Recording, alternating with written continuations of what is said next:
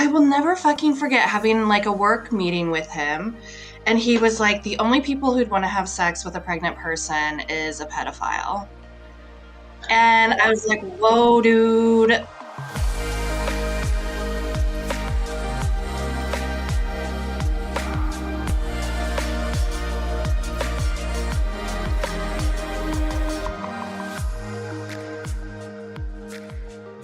Thank you for joining us for another episode of On the Horizon, a podcast about what's on the horizon for sex workers and how to navigate it.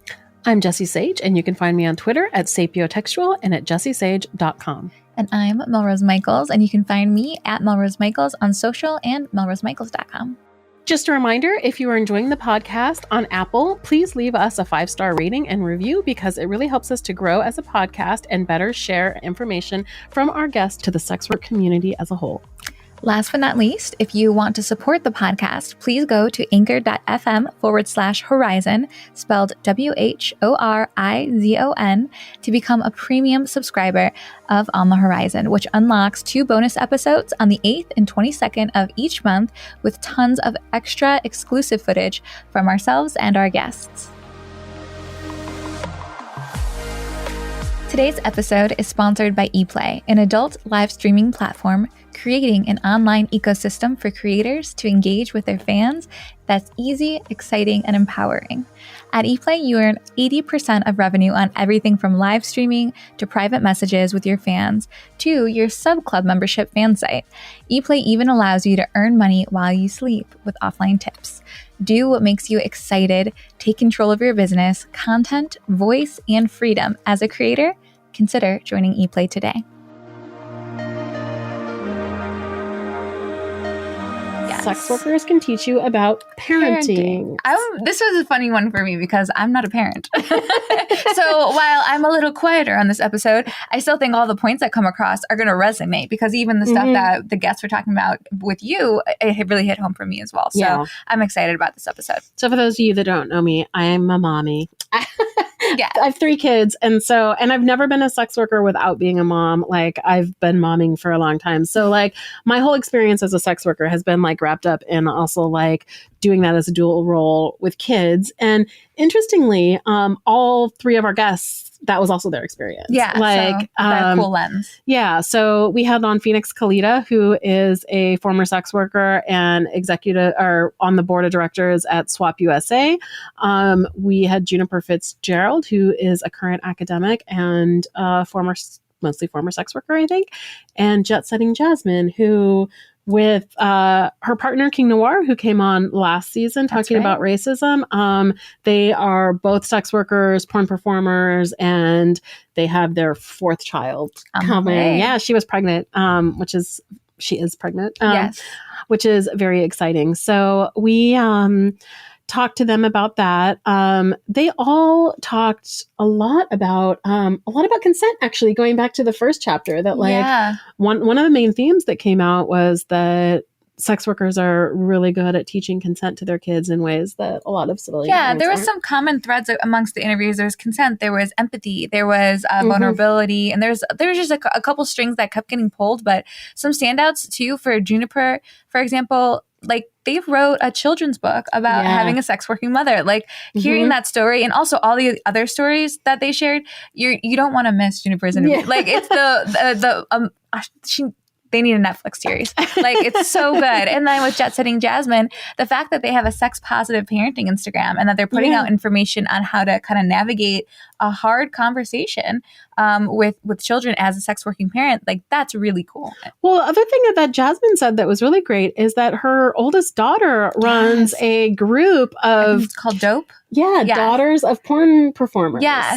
Something like that. Daughters of something like porn that. Entertainers or something like that. Yeah. So like her daughter, who doesn't seem like she's a sex worker, but she runs a group for kids that have grown up with sex workers or with porn performers. And so that was very cool. Yeah, it's nice to always get be made aware of like adjacent, sex work industry kind of components. So like, although Jasmine's daughter isn't in sex work, they're doing this great work in another area that positively impacts the sex work community, helps people outside of sex work going through this experience. Like that was really interesting. So really cool. And Phoenix was We had Phoenix on last season. Yes, we do too, have, and Juniper. Yeah. So that was really cool. You get to see them also in the same episode, which is really fun. Just a coincidence, but yeah, it was neat. Yeah, and then talking about raising children as a sex working mom, and like that kind of is what brought them into sex work, which was really interesting too, because that's a lot of people's shared experience. Yeah, a lot of people. It's not, you don't raise families on, regular wage jobs, especially if you're like 18 and like trying to navigate medical bills and all of these very adult things, know? Yeah. So you want to listen to that. The parents especially want to listen to that, but I think everybody does, because it's, sex workers have families and sex workers have lives that are outside of our work. And so I think that bringing them together paints a very full picture of like what it looks like to be a sex worker. Absolutely. Yeah. So stay tuned. Listen to all interviews. You're going to love this episode. It's probably one of my favorites from this season. And I'm not a parent, so I know that people listening are going to get a lot out of this. So what sex workers can teach you about parenting.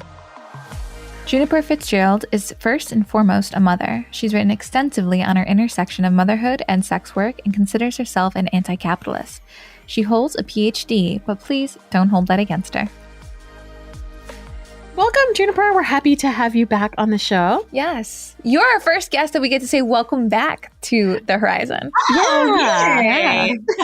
That's exciting. Welcome back. Yeah, which is funny because you're also like a repeat for Peep Show too, for my other thing. So I just like bring you on to talk about all the fun stuff. When you get a good guest, you just keep reeling them back in. Oh, that's lovely. Thank you. Yeah, you're welcome. Do you want to introduce yourself? Sure. I'm Juniper Fitzgerald. I am the author of the first and I believe only children's book with a sex working parent. It's called How Mamas Love Their Babies. I have a forthcoming Auto Theory, Enjoy Me Among My Ruins, also by Feminist Press. Wow. I'm a mother, and I hold a PhD in sociology. That's me in a nutshell. Yeah. So what was it like? Let's start with this. So we have you on today to talk about parenting, sex work and parenting. And as the author of the only children's book about that features a sex worker, can you tell us a little bit about like what made you want to write that book and what the reception of it has been? Okay, sure. Yeah. I started writing this book, this children's book, which will blow your mind because it's like a really simple little children's book, but I did work on it for years, which is just really wild because like each page has like 5 words. But I started working on it when I was pregnant because I will never forget working. I was doing some work for a brothel. I wasn't doing sex work for this brothel. I was doing some writing stuff for this brothel. And after I got pregnant, I was like, dude, this could be, I was talking to my boss at the brothel in Nevada. I'm like, this could be like a hot market. Like I could be your only pregnant sex worker. You should hire me, to work at the brothel. And I will never fucking forget having like a work meeting with him. And he was like, the only people who'd want to have sex with a pregnant person is a pedophile. And I was like, whoa, dude, like I'm having sex with my partner. Right. Who's not a pedophile. Right. And and just this kind of understanding of a pregnant person's body as like something that should never enter like commercial sex spaces. And so that was the first time that I was like, damn, we need some better representation. Yeah. Also this like weird idea that like having sex with a pregnant person is having sex with the baby or something. Yeah. Right? Is like, very odd. Do you think we're supposed to, like, you just think we're not going to have sex the entire time we're pregnant? Like it's like almost a year. Yeah. Yeah. With like a whole flood of hormones. You're like so hormonal and yeah. There's the idea that your body is not your own. Like once you're a mother, you are only a mother. You are nothing else to anyone else. Like that's just, it's so mind blowing to me. That experience is mind blowing to me. And like you can't still have agency in the sex industry. Because I was working in the sex industry in various different areas, even as I was doing writing projects for this brothel. So just even the idea that like you no longer have the ability to decide to consent to sex work now that you have a pregnant body was mind-blowing to me. And then after it was just my baby was let's see, maybe a year, still breastfeeding. Yeah, I think they were about a year. They were still breastfeeding, and I went to San Francisco to make a porn. Mm-hmm. And all of the laws around like where I could breastfeed, like, so I was actually behind the camera of the porn and like filming all of the things that bodies do during a porn shoot, and like then having to go to a separate room in order to relieve like my body of what it needed to do. Like, Jesse, I don't know if you ever had this, but like if you don't breastfeed for a while, your boobs start to like leak. Hurt. And hurt. And it was just, so I think those two experiences, working in the sex industry and being a parent, were the impetus for that book. And so for just years, I was mulling around these ideas of like how to represent this labor as another form of work. And, I think I definitely don't want to say that sex work is exactly like other forms of work. We know that's not true. It's different. All forms of labor are different. Right. And the response is what you would expect. On the far end of things, I've had people, there was this one email, I wish I had saved it, that was like, you are de facto a witch. Like, it went through all of these different,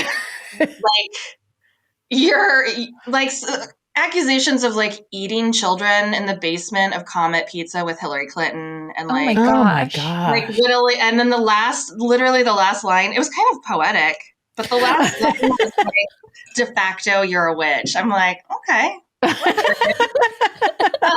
I've been told worse. So that's like the far end of QAnon conspiracy theory, like ding-donginess. And then on the other end, I just got this review on Amazon, actually, from this woman who's like, I'm a feminist and I'm like all into labor rights and blah, blah, blah. But this book is just too much. Wow. It's not even like explicit in any way. It's just like some moms wear pleasers and dance at work. Yep. It's too much. Girl. Too much. Yeah. That's just too much. So I think that obviously the ding-dongs with the QAnon conspiracy theories don't bother me.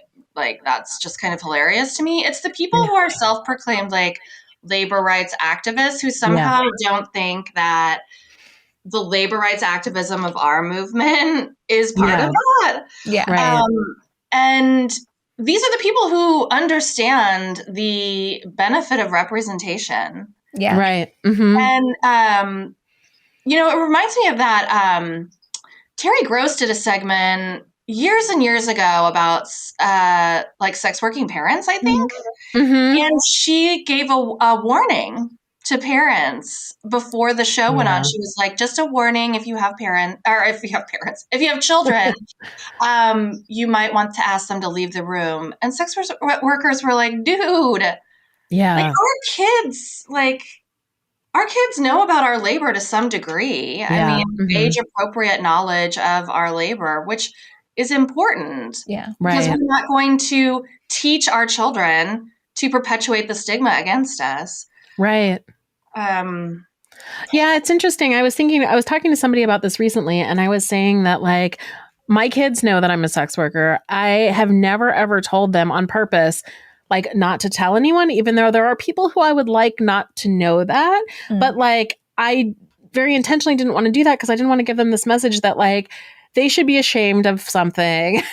That like that they should be ashamed of what I do, that they need to keep a secret for me. Like that feels that's very shrouded in like shame. Yeah. That and then I was also thinking like if they have any like issues with it, I want them to be able to like, I don't want to give them this idea like I can't tell my therapist that I have a feeling about this or whatever.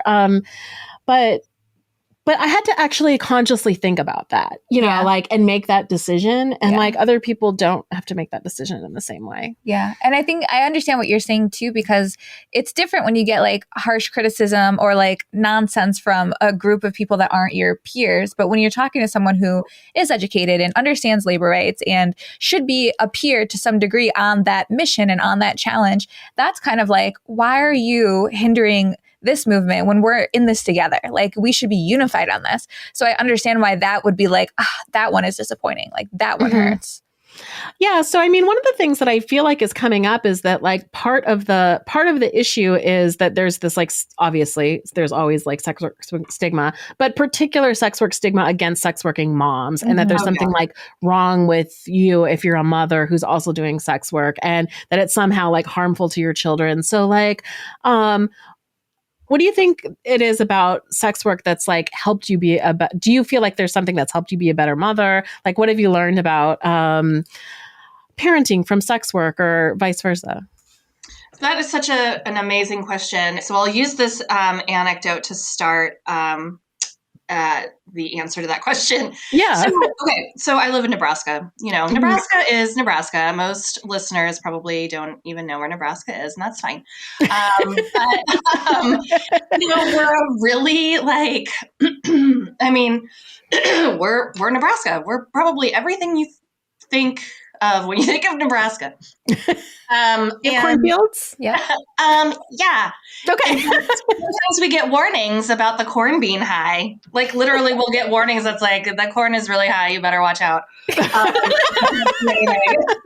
What happens if the corn gets high? You can't see. You can't see. Okay. Like, I actually had the most Nebraska funeral announcement ever a few years ago. It was like, directions to the funeral. And then it was like, the corn is really high, so look out. And we will be burying Mr. Iker in a bright red casket for the Huskers. So come dressed in all red. And wow. That's what, what's funny is that my career, my first stage name, my persona was based in Nebraska. And I would always get people, I've never been. Everyone would come into my chat and be like, so did you see the football game or did you get the corn warning? And I was like, is that the only two things that happen in Nebraska? So I'm a little more hilarious. Or they were like, did you get the tornado? Yeah, tornadoes, corn, and football. That's basically, yep. So in any case, okay, I got to hear more about this persona though, because that is so funny. But so my co-parent and I are, as you would assume, kind of not your typical Nebraskan. And our kid came to my house the other day and was like, one of my friends at school said that if you take a shower with somebody, that's sex. And like, I take a shower with my kid all the time. So this was really confusing for them. And I was like, whoa. Like, let's have a conversation about this. Yeah. So I think that just this kind of cultural anxiety around sex in general is something that has been really illuminated for me working in the sex industry, which I think allows for me to have really open and honest conversations about bodies and consent with my child. So I think that that's one way that the sex industry, I mean, it always feels weird for me to speak glowingly about the sex industry because my experiences haven't been like, oh, I love it. Well, other people have, and that's fine. Just not my experience. And but I will say that the positive things that I have learned from the industry have helped me have those conversations with my kid. And also, I have to say that their stigma is deadly. 100%. I am definitely in this position, pushing 40, where I have felt on the margins of society for so long that like I give no fucks anymore, Yeah. And it's like my kid can come. I think if I hadn't had the experiences in the sex industry, my kid coming home and saying that would have been super triggering, and like I would have felt like I did something wrong. Yeah.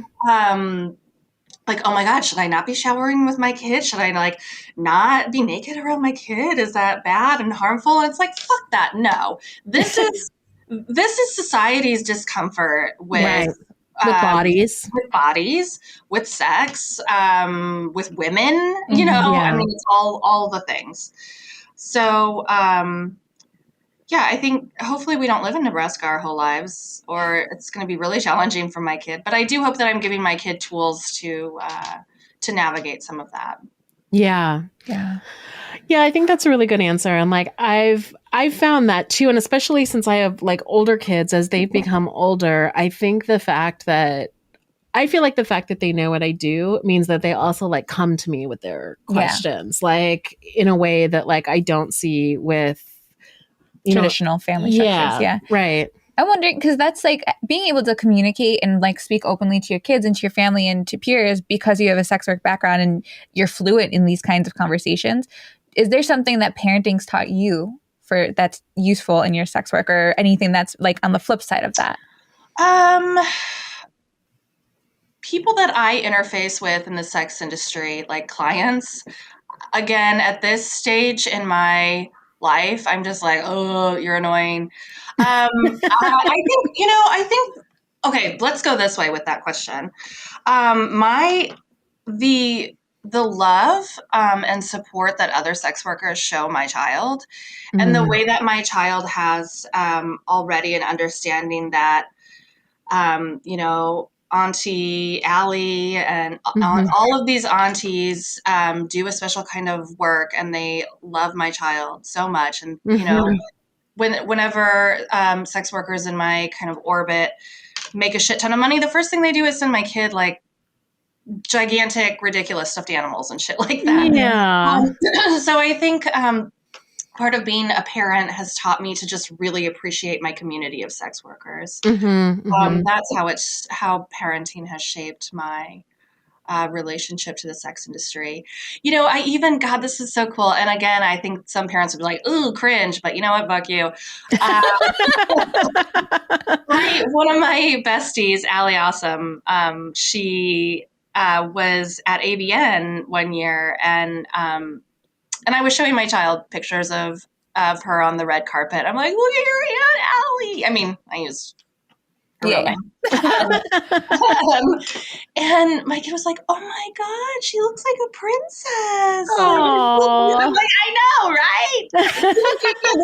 I'm just telling that story. So I think what parenting has helped me see is like, I don't have to be ashamed of my community. I can like celebrate the women in my community that are engaging in sex work. I get to celebrate myself. I get to give no fucks. And now that I'm at that place in my life, I also get to give back to, or attempt to give back to, folks who don't have the privilege of giving no fucks. I mean, yeah, right. Yeah, I found that too. And I think it's been like one of the biggest gifts for me, like to my kids, has been like the sex work community, because my kids are like surrounded with sex workers, and they've like grown up with that. And it was the sex workers, like when PJ was really sick, it was sex workers who showed up at my house and took care of my kids so that I could take PJ to the hospital, and they cleaned the house, and they like did all of the things. And we had, I think, a couple of months worth of like different sex workers just kind of living on our couch and like hanging out and shuffling them around. And like, I think that, and as they got older, they would be like, they would recognize, like, especially from our show, like one time I remember my oldest one was like, wait, so-and-so is so-and-so? And I was like, yeah. And I'm like, oh, cool. Okay. Or like my kid's high school, was it just from like, the pictures from the Peep Show episodes or whatever, but then I also remember like, my kid's high school is right next to a strip club, and they'd be like, oh, so like she works at the place next to my school. And I'm like, yeah, she does. And I'm like, okay, cool. That's so awesome. But there's like a very like openness, because like these are people who have been like so supportive of the kids and have like been there for them. And, and I, the nice thing is that like raising kids like that is like, they're not going to go into the world and think that like sex workers are terrible or like not deserving of respect, because those are the people that they were brought up around. Yeah. That's amazing. Do you think there's anything that we didn't ask you about that that you've been thinking about a lot regarding like parenting and sex work? So maybe one more thing we could talk about is just the way that other parents interface with me, knowing my background. I wrote a piece a while ago about this other mom was kind of drunk, I think, and asking me about like, because I'm an academic and I do work around harm reduction and labor rights in the sex industry, et cetera. And she's like, why are you interested in these things? And I was like, seriously? Like, do you not have Google? But it's like, because I worked in the sex industry for a very long time. I still occasionally dabble in some stuff, and I used to use a lot of drugs. And like, man, she got real uncomfortable. And even said something about like, oh, did you just like, it was something really weird about like, would I ever fuck her husband, essentially? Yeah. And I was like, well, that would have to be a conversation between all three of us. Like, do you want consent? Like, do you like it? I think the idea is that sex workers just go around fucking everyone and everything. Yeah. There's no like conversation about consent. So that I think is a really big challenge for me as a mom is interfacing with other parents that don't have the same experiences and the kind of stigma that they have around the hypersexuality of sex workers. And again, this is because most people think of sex work as a sexuality rather than work. Right. And I think for some people, it does feel like a sexuality. That's certainly not my experience ever with the sex industry. It's always just been labor.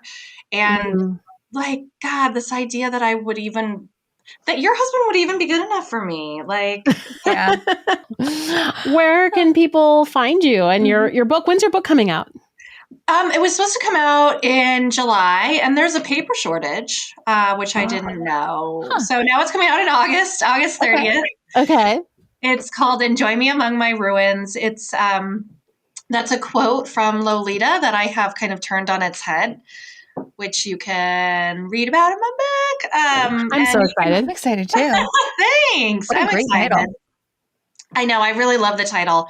And there's like a bunch of bugs on the cover of the book. So I'm gonna get a tattoo of like cockroaches and stuff. I'm just really I love it. That's so great. Life. So you can find me on Twitter at Juniper Fitz, and you can buy my books on Feminist Press's website.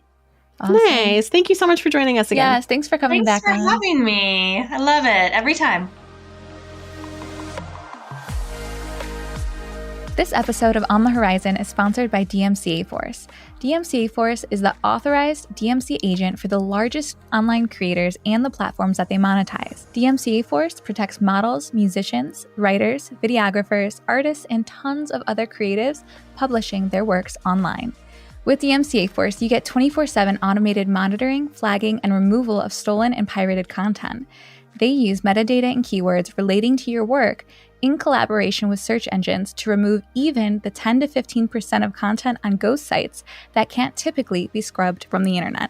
They even offer the ability to fingerprint content and digitally watermark it as an added layer of security to protect the art you work so hard creating. Join DMCA Force today. Phoenix Calida is a former sex worker turned public speaker, podcast creator, and host. Her lived experience in survival and street-based sex work as an Afro-queer Latina and survivor of sexual violence and police brutality has molded her into an outspoken advocate for anti-racism, income inequality, and sex worker rights. As a woman of color with chronic illness and mental health issues, she is a passionate voice for mental health visibility, access to care, and speaking truth to gender and racial bias within healthcare frameworks. Welcome, Phoenix. We are happy to have you back on season 2. Yes, thanks for joining us. Thank you so much for having me. Can you reintroduce yourself for the people who maybe missed you the first go around? Yes. So I am Phoenix. I actually work with SWAP USA, and I got involved in sex worker activism because I did sex work. I started when I was relatively young, mostly due to financial considerations, and just kind of have been in and out ever since, and have gotten involved with different types of advocacy and activism as far as pushing for sex worker rights and decrim ever since. So here I am. Woo. Yeah. Yes. Yeah. And doing good work. This episode is on parenting. So obviously, like, one of the reasons that we had you on is because not only do you have a history in sex work, but you are also a parent. Yes. Do you want to talk a little bit about like what that experience was like for you, or how those things impacted each other? Well, they are actually very closely related, because having children is the reason I got into sex work. So my oldest son, when he was born, had a lot of health problems, and as you know, anyone who lives in America knows, like, we have like the shittiest healthcare system humanly. So bad. And so basically I had to cover a lot of medical bills, but I was, I had him when I was young. And so he kept having to have surgeries. He was born with like a kidney malformation, essentially. Oh, wow. And so he was like having surgeries until he was like into his toddler years. And so I'm over here and I was like 18 and I have, 18, 19, and I've got like this toddler and who just keeps going in for surgery. And I was like, well, I can't afford these copays and these medications. Yeah. And right. then he had asthma, and at the time his insurance wouldn't cover a nebulizer. So I actually had to like rent a nebulizer by the day because I couldn't like get enough money together to buy one. Oh my so it gosh. was just like, and of course, like, at this time, like fucking like 19, I worked at like IHOP or Denny's or, something. I was like, right. paying the fucking bills. Yeah. Wow. Yeah. That's like barely getting you to like work and back. Yeah. Yeah. So I was like, all right, well, let's find out something else to do in terms of making money. And so like, that's how I actually got started doing sex work altogether. So yeah. So those things are closely interwoven for you. Yeah. Absolutely. I feel like that's so common and not just, and that's like, it's interesting to me. I was talking to somebody else about this recently because I didn't start doing sex work when my kids were really little, but I did start doing sex work in part because my kids had a lot of needs that I couldn't like hold a full-time job down and like take care of them at the same time. And there was all kinds of like conflict around that. So I feel like it's interesting because there's this like stigma against like sex working moms that they're like, that those things are totally incompatible. But actually, when you get down to it, a lot of like parents are like doing sex work in order to be good parents to their kids. Yeah. I think that's, one of those like conversations that we really have to keep drilling under this whole like capitalism and the society that we live in. Then it's like, okay, but we don't have social safety nets. So you really do have to be able to support yourself. And if you don't, like, it's not hyperbolic. Like, you're going to die. Like, you're going to be homeless. Like, you won't have food. You won't have medicine. You're just going to die, on a bench somewhere. And like, I think that that's a very sort of abstract thought to a lot of people who haven't been necessarily on the brink of homelessness or haven't struggled with housing or haven't really like been in poverty. But, when you're living that, you're like, how the fuck do I get out of this? I'm trying to eat tonight. I'm trying to have some type of housing tonight, and always that like, not just a drive, but also like very much a very real desperation of like, okay, if I don't, get this money together today, then this is it. Like, I have to like, sleep outside tonight. And that's, we don't talk about that and how, in sex work in general too, right? Because it's like so many, obviously we're talking mostly about parenthood, but so many other things, like so many sex workers I know, even if they aren't like strictly speaking parents, are caregivers to other people or need caregivers on a certain level for themselves because they have, like disabilities or health issues. And it's just, not having a society that has those social safety nets like really has us here. It's like, okay, well, you got to do something. How are we surviving today? Yeah. Absolutely. Especially like you said, especially in this culture where like we don't have safety nets. I think the conversation around how it's like you brought it up earlier where it's like, oh, well, if you're a sex working mother, you're a bad mother. You're putting your kid in all these situations. It's like, well, you'd prefer that we sleep on the street and be in that situation than me doing something consensual to earn enough money to be a good mom and put my kid in a good school or do, all of these other things. It's such a disconnect. And I don't understand why that's not logical. That's a very logical line of thinking. Like, we do this. Or this. Well, even more logical because so many people are upset about sex work because they see it as being like a morality issue instead of just this is the world we live in issue. Yeah. But even that is even more illogical to me because they would still rather complain that people do sex work than just pay living wages. Yeah. Yeah. How are you going to talk about like someone who works at McDonald's doesn't deserve to pay their rent and then be like, why are these girls out here in these streets? Like, Yeah. Yep. So I'm curious. So in terms of just being a parent, because obviously I'm not a parent, but with like your experiences raising children and being a caretaker essentially as a mom, like what skill set do you feel from being a sex worker that you've, kind of honed in has helped you be a better parent?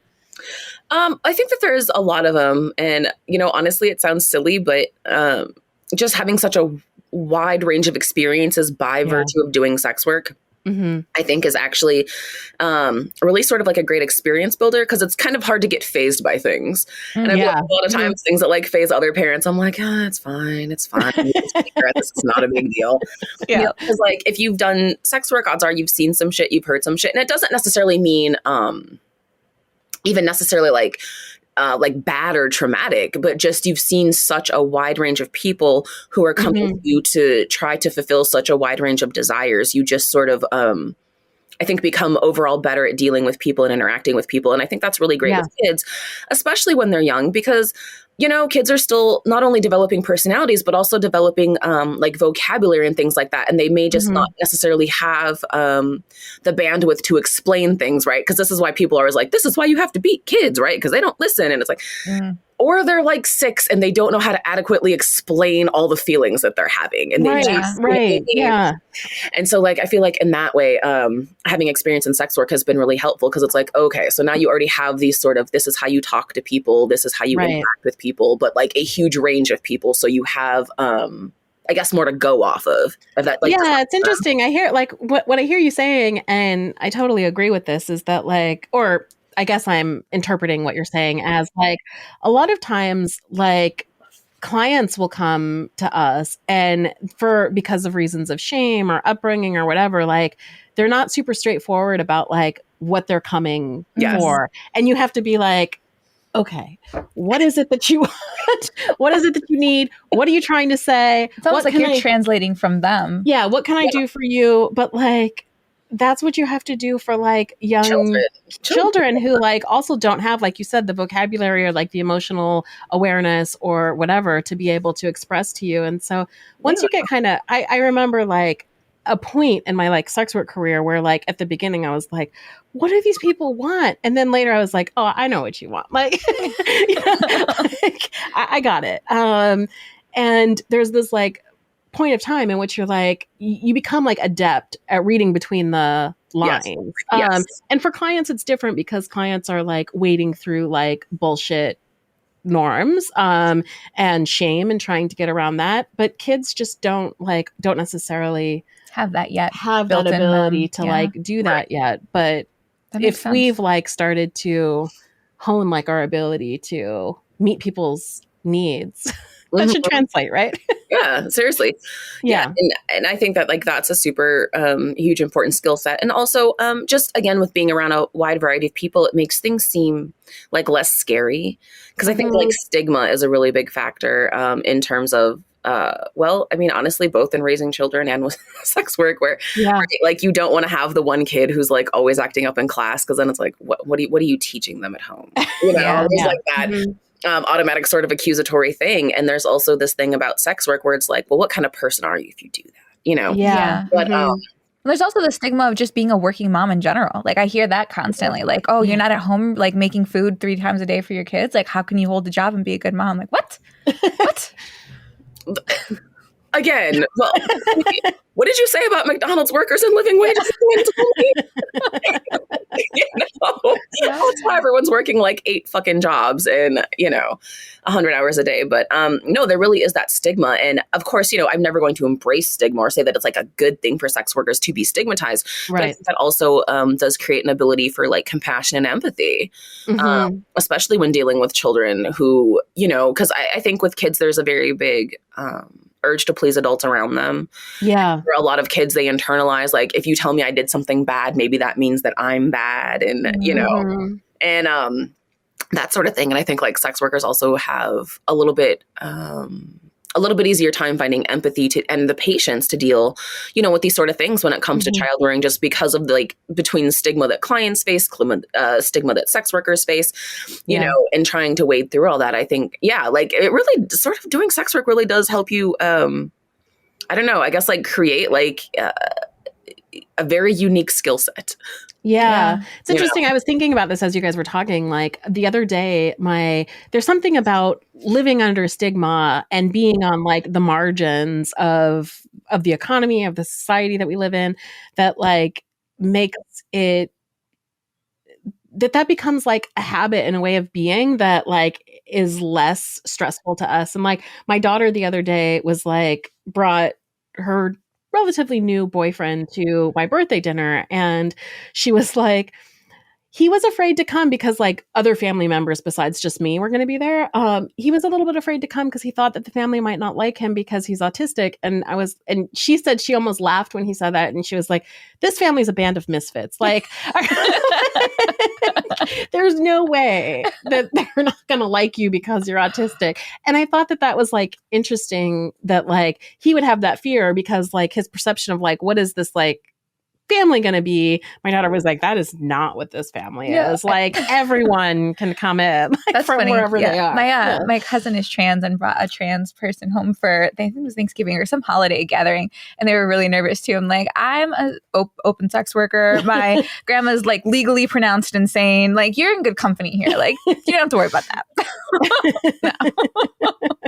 But you know what really resonated when you had mentioned the concept of when we tell kids they're being bad, that they internalize it as I'm bad. Mm-hmm. That always stood out to me because when I hear kids or parents tell their kids you're being a bad boy or you're being a bad girl, I'm no, you're making a bad choice. Or you're that difference, because when you're a kid, especially growing up, socialized as a small female, it's be quiet, you're being too loud. And I said this in another interview too. So you you start to make yourself small to please these people around you that you admire. And when you're a child, you think the adults around you are gods. You really believe that. Then you grow up and you're but that pleasing, that changes who you become.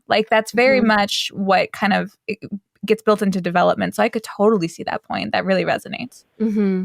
Yeah, I was more sex workers doing parental roles in daycare. Fewer kinksters in the future. Yeah, probably. The odds are pretty fucking high. Yeah. Yeah, I think that's really, that is interesting because also a lot of the people are dealing with a lot of taboos around sexuality and I feel growing up around a lot of sex workers, a lot of those taboos are lifted. Yeah. Well, there's also what's going on right now with is it Texas where don't say gay and all of these things. You're doing is a mess. Texas, Texas, Colorado, Idaho, Tennessee, they're all fucking wild. Yeah, Wyoming, I think just the universities said that they wouldn't fund the state said that they wouldn't fund public universities that had gender and sexuality studies programs. Yeah. So they're dismantling all of the GSWS programs. It's all the hard work that's been done that it's just getting undone. It's insane. But even because there's the trans thing too with that, I think that's Texas as well, of course. Yeah. But yeah, it's such a disservice because you're telling children at a young age that they don't belong and that there's no place for them and no space for them to explore these things. I don't know. That's so hard. It is. And really the way that they're doing it too is just wild to me because they keep pretending that it's not some weird religious conservative shit. It is though. Because there's a reason for this. Right. Yeah. How did you talk to your kids about were you pretty open with your kids about your work history, or was that something how did you deal with that within your family with your kids? The oldest ones know. The youngest one, I'm sure he knows, but we haven't really talked about it. But no, the oldest ones know, and they I mean, the general consensus is like, it's still like, Mom, don't talk to me about that. I don't want to know. What? It's still like very much that vibe. But, definitely the awareness that like, okay, but, still mom, still a person, still someone that we love. And, hopefully like that's the part that's like transferring out to be like, oh, okay, sex workers are actually good people. I feel like a broken record because I swear to God, I say this like at least once in every interview I've ever done. Sex workers are really multifaceted people. Yeah. Imagine that, like whole people, complicated humans. And but I think that there is something about knowing that your parent has done sex work because it really does. You know what I mean? Because like I don't know if anyone and not. Okay, see, I said I was a bad Leo. Now I'm going to be a good Leo. Okay. So if people like follow me on social media or whatever, but I mean, people do follow you on social media. I'm people. You can claim it. Go ahead. I'm trying to be a good Leo. Okay. But like, I talk about politics and sex work and stuff like that too. But I also talk about like, I love gardening. I just ordered a bunch of seeds and I'm getting a greenhouse this summer and I love making soup and I love crocheting and all those things. And, but it's wild because people will always see those type of posts and then see like a sex worker post like, wait, you did that too? And it's like, do you think sex workers don't eat? Like, do you think they don't? I don't understand. What do you think they do when they go home? Like, they don't have hobbies. Like, they just they don't watch TV. They don't. Yeah. I had a client recently who like found out that I was married. And I say found out because I'm so clearly not a secret. I was like, how did you not know this the first 10 times we got together? I wear my wedding ring. Like, okay. Yeah. So he found out and he was like, I didn't think that people like you got married. Oh, what does that even mean? It's like people like me live obviously. in a bubble. I don't know what kind of bubble they like people or like I don't know what I don't know.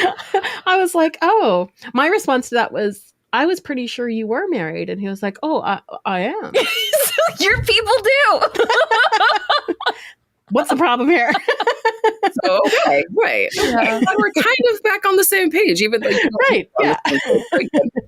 Yeah. Okay, good. We're all good here. But I think that does sort of like create sort of an opportunity for compassion with kids, right? Yeah. Because kids don't only see you as like, oh, just a sex worker. Your mom has an OnlyFans or your mom has a video on Pornhub or so, whatever it is. Yeah.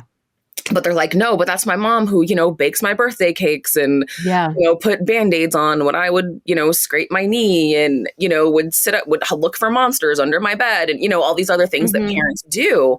Yeah. And so it's, hopefully creating a larger opportunity for empathy, with the children as well, because now next time they do see a headline, that's like vilifying someone or demonizing someone, it's like, oh, you know what, maybe there's more to that person than just this headline or just an arrest record or just, like whatever. I saw that with my son. Like we were driving down the street, my 16-year-old, recently, and he was like, "Oh, that's so and so's house. He's in my class." And I was like, "Cool." And he was like, "Oh, his mom's is an OnlyFans mom." And I was like, "Oh, cool." But he almost said it like as an afterthought, like, "Oh, that's the person's house, and also this happens." And the like ease with which like the non like scandalous tone in which he said that, I was like, actually, the kids are doing better. They're doing all right. Yeah, I really feel like there's a great opportunity for that with the kids. And like, I'm really hopeful about it too. Because, I mean, always, like all these systems, essentially that oppress people are so intertwined, especially on systemic levels. And it's like, well, hopefully, if we do start having kids, saying like, oh, okay, my mom did this and she's still a really good mom and she still loves me and she's still, deserving of rights and safety and legal protections and things like that. And, maybe we can shift these, some of these ideas and policies, because obviously like, sex workers decrim, right? This is what we're looking for, is a full decrim model. But theoretically, it could go even farther than that, because even pushing for full decrim is, even though it's like relatively sex worker specific, it's still a sort of reimagining of criminal justice policy in this country, like as it exists. You know what I'm saying? Yeah. And so it's like, so it really is creating a conversation for these like larger policies. And then like, okay, well, my mom didn't enjoy doing sex work, but she had to because she had to support us. Maybe that is the opportunity to create a larger conversation about why we need social networks and social like safety nets, And, is it like, this is how people treated me when I was coming up because this is what my mom did? Maybe this is how we start addressing like anti-bullying campaigns. You know what I mean? Like there's just such a potential to bring it to a larger scale, but like really using like compassion and empathy and humanity to lead the way instead of this same old like, oh, whores are bad, go to prison, shit I've been doing forever. Right. Where can people follow you on Twitter, which they do? Yes. Plug your Twitter and your podcast and your stuff. So I have a podcast called The Black Podcast with Wine Cellar Media. You can find me on Twitter at Uppity Negress, 2 P's, 2 T's, 2 S's. And the podcast is my partner and I mostly covering like news and politics, but from a Black leftist perspective, because there's not enough Black leftist podcasts out there. Great. Awesome. Thank you so much. It was great to talk to you again. Yes. Who misses free and affordable ads without the anti-sex work rhetoric? Assembly 4 is a team of sex workers and technologists from Melbourne, Australia, aiming to bring back free and fair advertising to the sex work community. They also give back to organizations based in harm reduction, sex work, and education. Stepping away from the clunky design of traditional platforms, their platform, Tris.link, is a refreshing and well-needed change in both presentation and mission. It is free to join and open to all. In the words of an A4 user, from the policies to the language to the advice and tips, it makes such a big difference to feel encouraged and supported instead of policed. Setting Jasmine is a licensed psychotherapist and owner of Blue Pearl Therapy, a virtual mental health practice specializing in intimacy, post-injury, trauma, illness, and sex-positive parenting. Jasmine is co-owner, along with her partner, King Noir, of Royal Fetish Films, where the love of the arts, film, and sex education are combined to produce content that stimulates and engages the audience to explore sexual boundaries. Hi, Jasmine. Thanks for joining us today. Hello. Thank you for having me. Oh. Yeah. Can you introduce yourself? I would be happy to. So I'm Setting Jasmine, also known as Jasmine Johnson. It's funny, I lead with my performer name. And I am the co-owner of Royal Fetish Films and Setting Jasmine LLC with my partner, King Noir. And we offer an array of erotica, sex entertainment, live and also film. And it ranges from romance to BDSM and kink. And sometimes, most of the time, they intersect. Mm-hmm. We are also the owners of the brand Porn and Parenting, which we'll be talking more about today.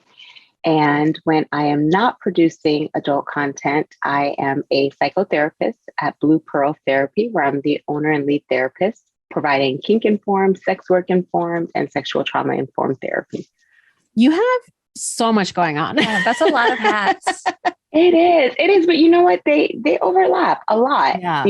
It's a lot of the same skill set, just that you have to, when you kind of think of like the administrative aspect of any business, like you have to be on social media, right? Pushing and making sure you're where your clients are. So those are like, I spend half the day in on one end of Twitter. And from a people skill, working with people, whether that is my colleagues on film or my clients, sex work or therapy, it takes active listening, compassion, empathy, patience, good communication skills. So same skill set, just different outfits. Yeah, I love that. Point. Yeah, I totally love that. So, and you're a mom. Hey. I am. I have a 21-year-old daughter who is engaged, and that is the only thing that defines her right now in this moment in time.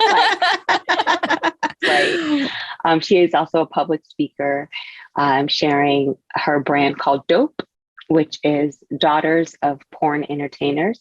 Oh my gosh, that's so cool. Yeah. So maybe she can come in and chat with you, because we talk a game about how great of parents we are, but it's something when the kids can come and either attest or absolutely. And our second daughter, Star, is 17. She is leaving to college. She just went on a college tour this weekend, or really to finalize her housing. Yeah. And she's a mover and a shaker. And then our 3-year-old and one on the way. So great.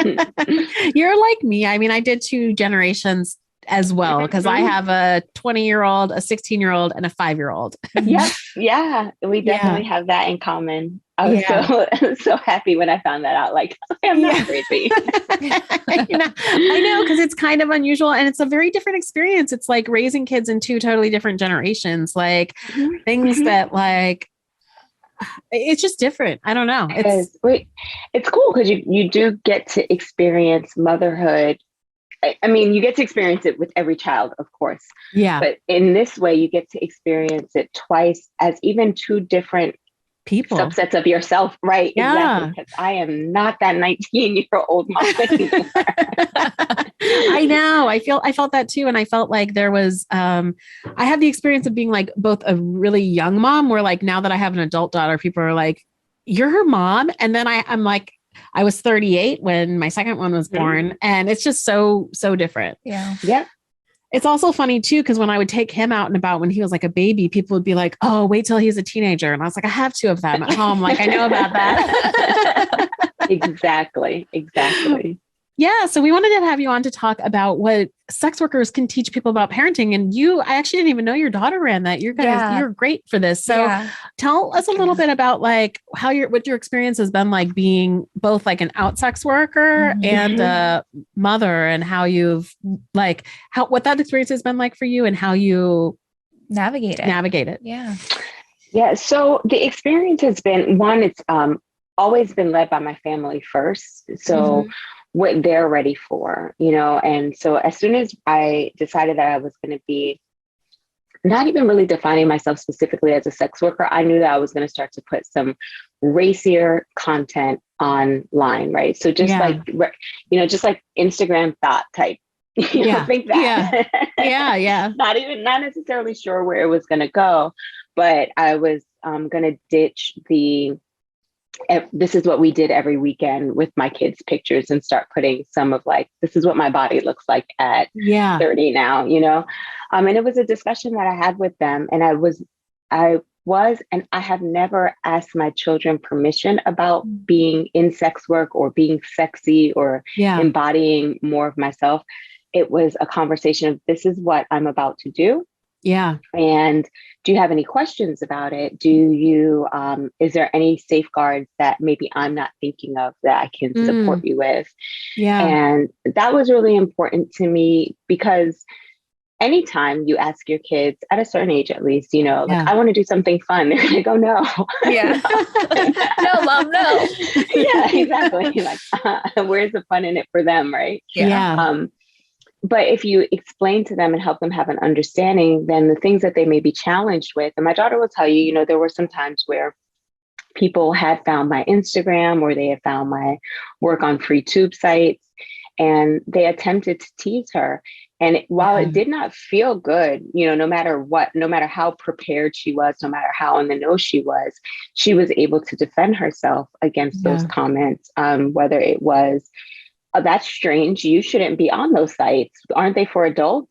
Like in order for you to, wow, in order for you to see my mom, like you really had to do some digging. What else are you watching at 15? So she was really prepped to like turn it back on them.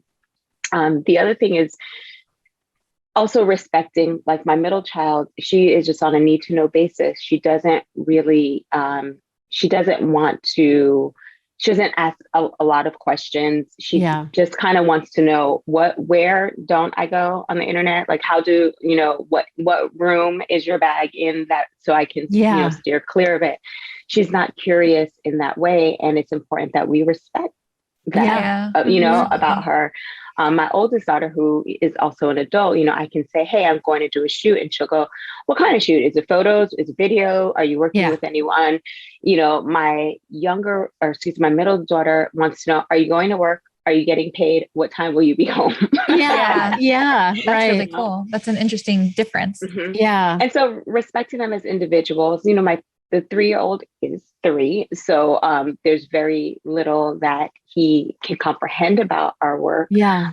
But just being able to prepare him in the ways that we're doing that is taking a page from our own sex positive parenting approach, which is the more he's able to embrace his body, to understand consent, to understand how people interact with each other, to have autonomy of his body and witness us having autonomy of us, of our own, then as he gets older and sees these are the decisions that they decided to make with their bodies, it will make sense to him. And again, it's like, they don't have to like it. They don't have to love it.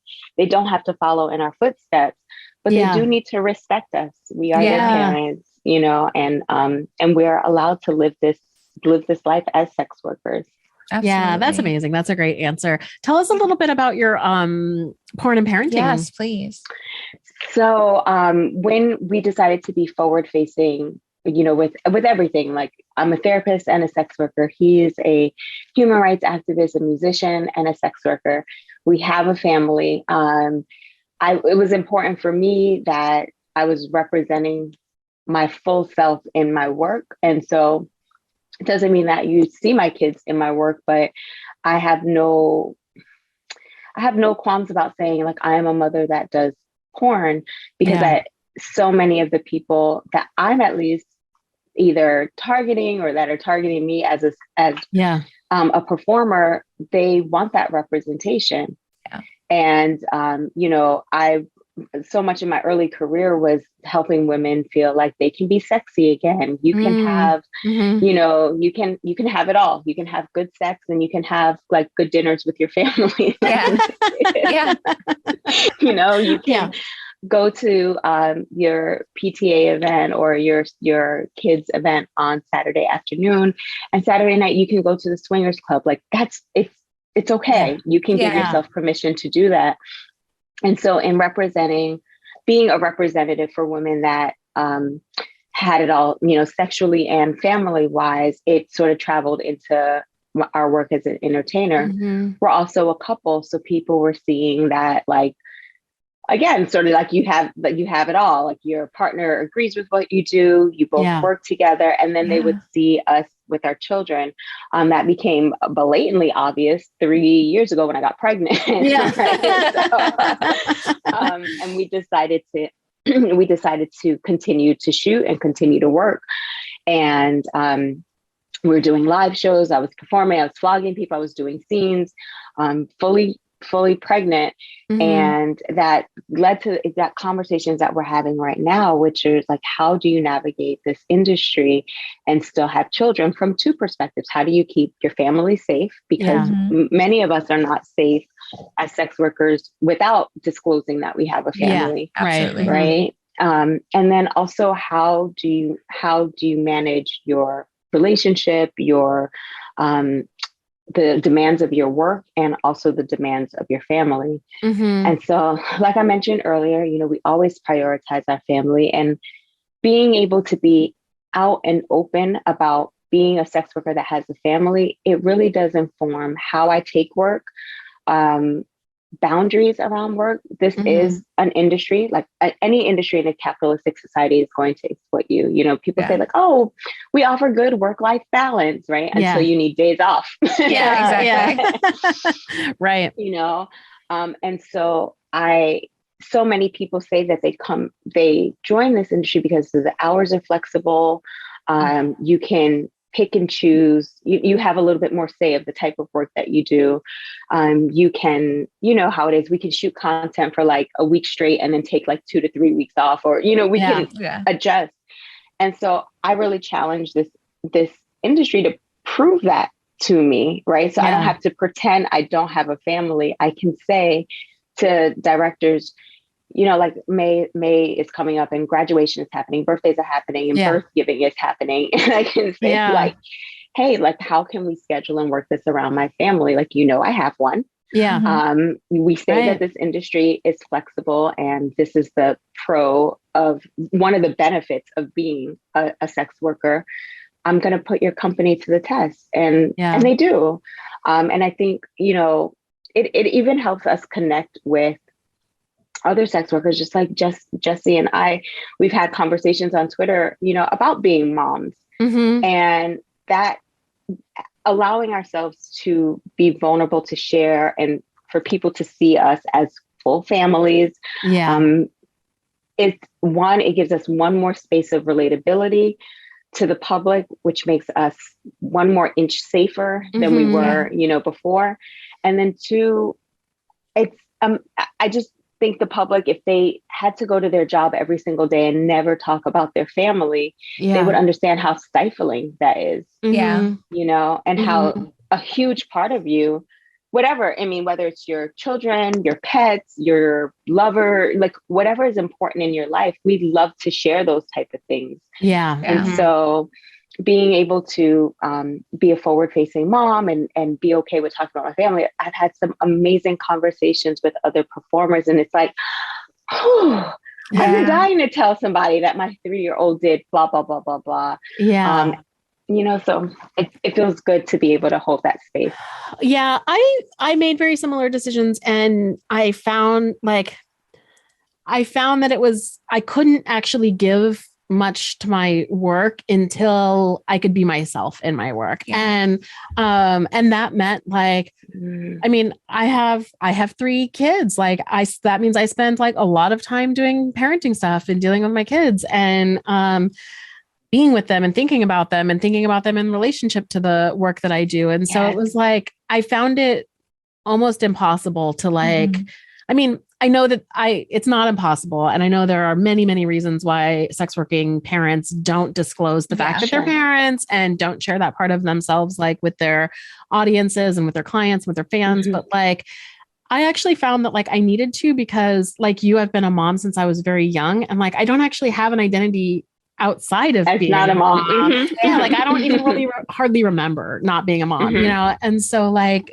it is who I am. And it also means that like the people that like my fan client base is like dads, because I mean, there are a few that aren't, but like for the most part, like I'm relatable in that way. Like, oh, you get that like teenagers do these things and, there's like, I have to work around this schedule. And now like I'm dropping off because it's Christmas time and I'm busy with the kids or whatever. And that's just, I can't really imagine doing like a work that's so personal without bringing like that piece of myself. The person. You're sacrificing like authenticity in the name of your work. Cause like, I even found that I don't have kids, but I have my husband. So like going through work and like denying you have a person, like that gets really hard. Cause like, well, what'd you do this week? I'm like, well, I can't tell you. Like, you don't want to hear about it, So then I started wearing my ring online and the questions got answered. Like, so there you go. Make your that is for when we take it into our client, our work base, like that's the fantasy for some people. It's like, oh, like you're a mom that is okay with doing those things. Oh, like I wish my, my partner was like that. And this is where I meet you in fantasy world, or you're someone's wife. Like, that's hot, Yeah.